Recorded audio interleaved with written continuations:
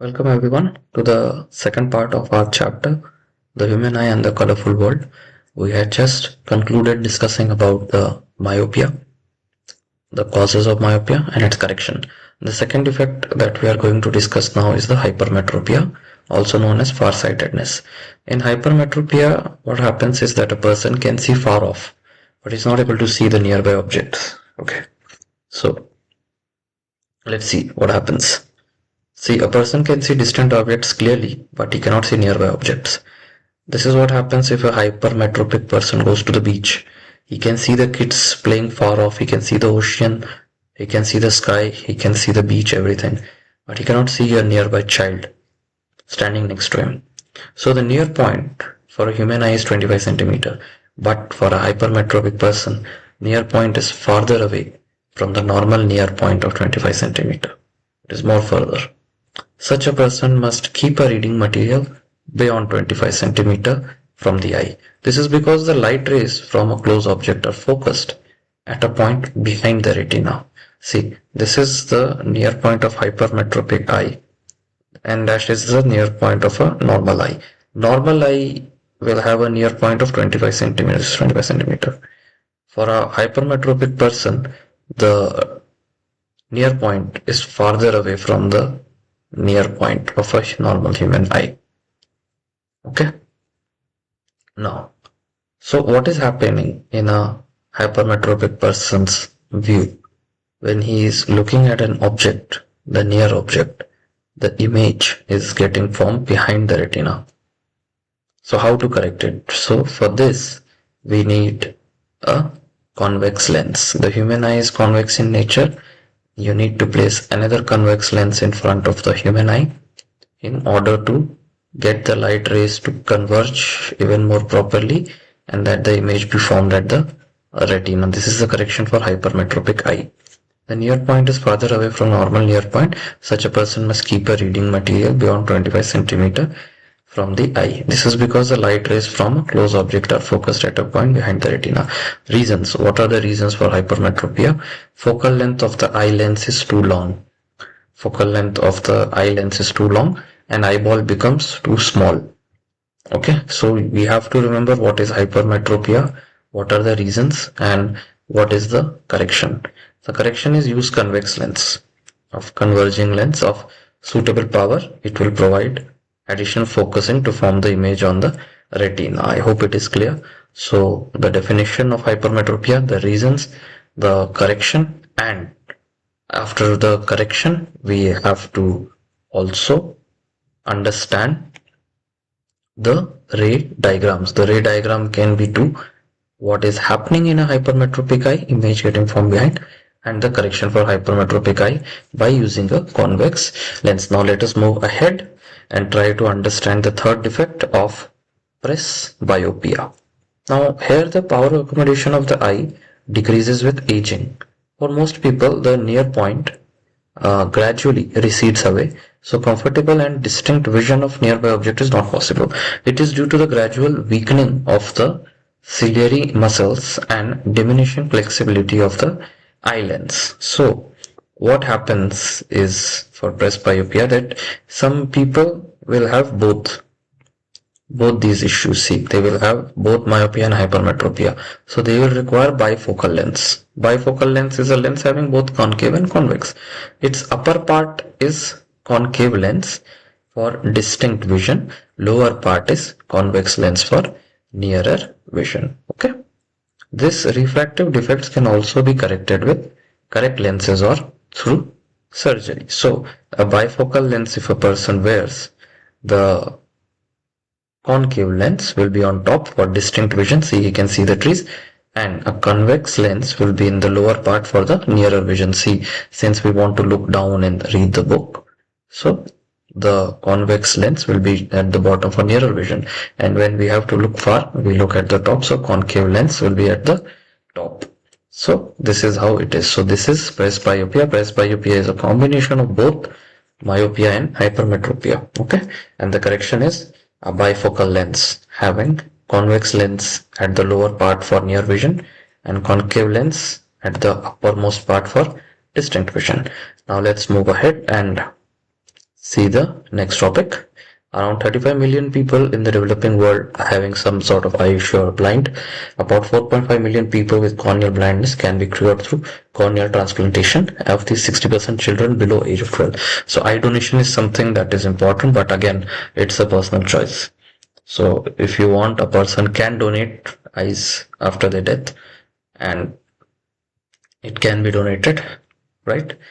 And again, it's a personal choice. Through our YouTube channel, we will neither encourage or ask somebody or give opinion on this. We will just leave it that, okay, it's a noble deed, but at the end of the day, donation of any organ, be it eye or anything, is a personal choice. So let's move ahead with the discussion on this chapter. I think the part 1 is over. We need to go to the second part of this chapter, and we will do that the second part.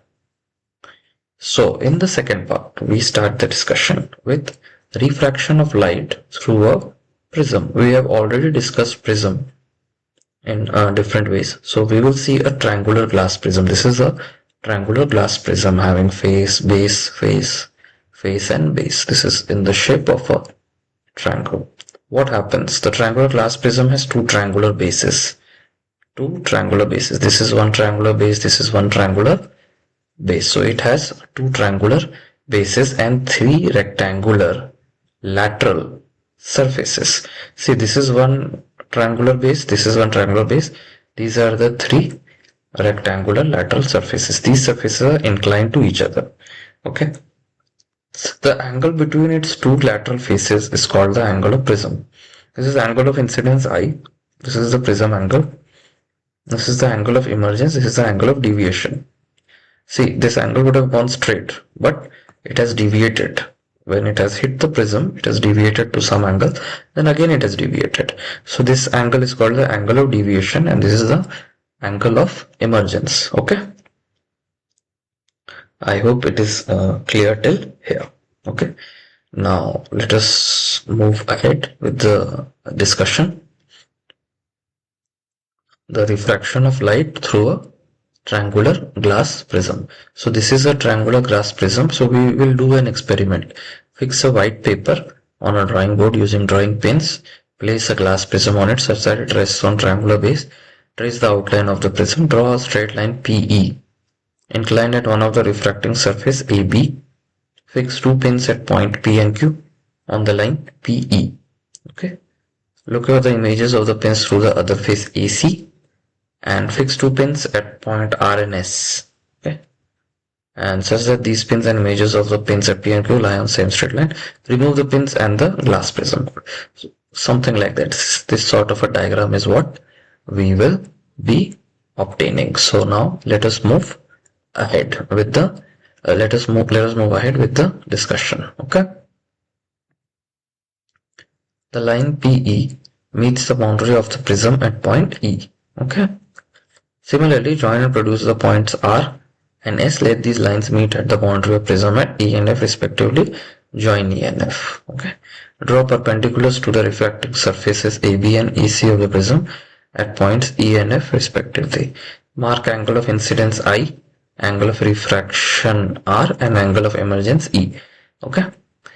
This is just an experiment for refraction of light through a triangular glass prism. Basic idea is to understand the incident ray, the refracted ray, and the emergent ray. This is the incident ray, this is the refracted ray, okay, and this is the emergent ray. This is the angle of prism. Angle of incidence is this. There is something called as angle of refraction. This is R. Angle of deviation is D. Sorry, angle R. This is the angle of deviation. This is angle of incidence. This is angle of refraction. This is angle of deviation. And this is the angle of emergence. So terminology and the angles are important in this discussion. Now let's go ahead and see what comes next.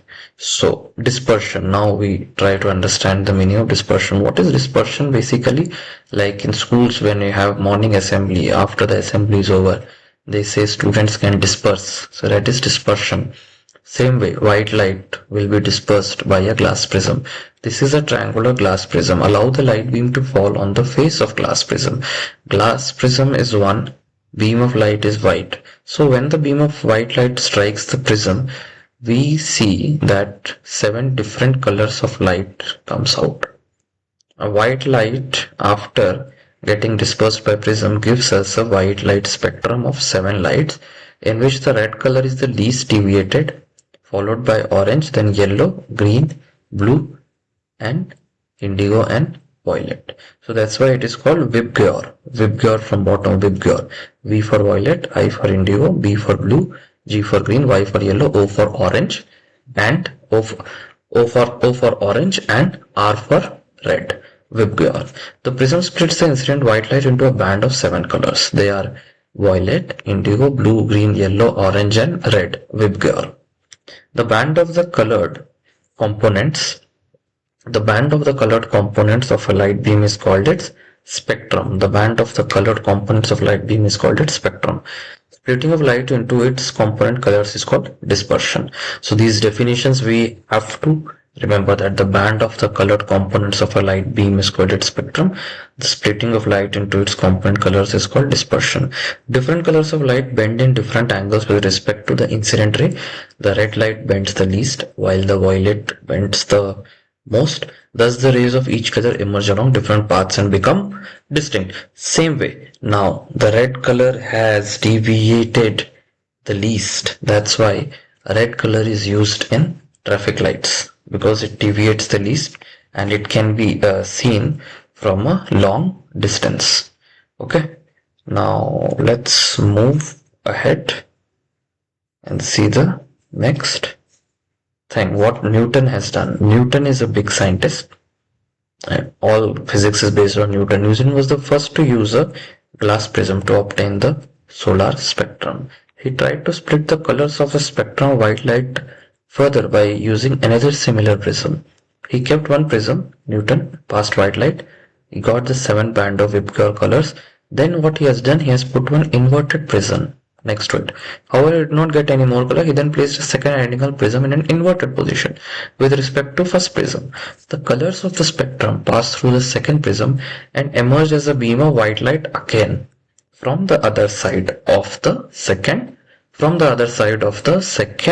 prism. Thus, Newton gave us the idea that sunlight is made up of 7 colors.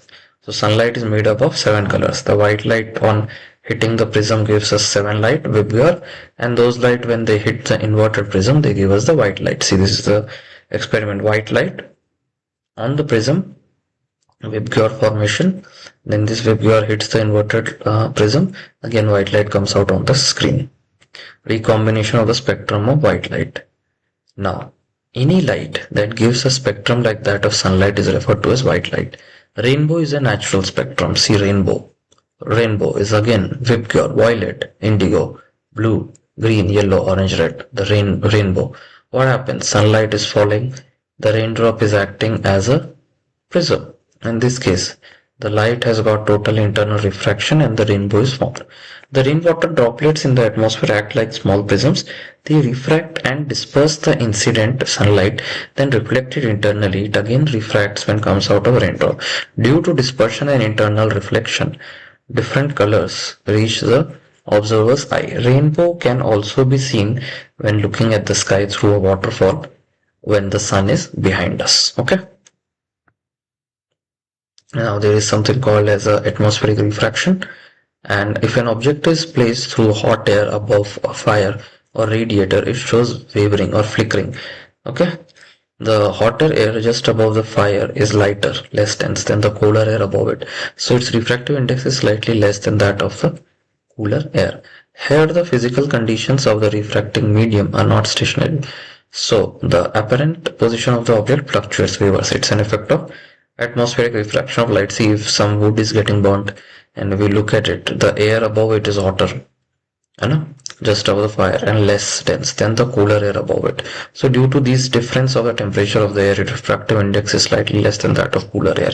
So there will be flickering. We will not get a clear image. Something sort of a mirage or a virtual image can be seen. We stop our discussion here for this video.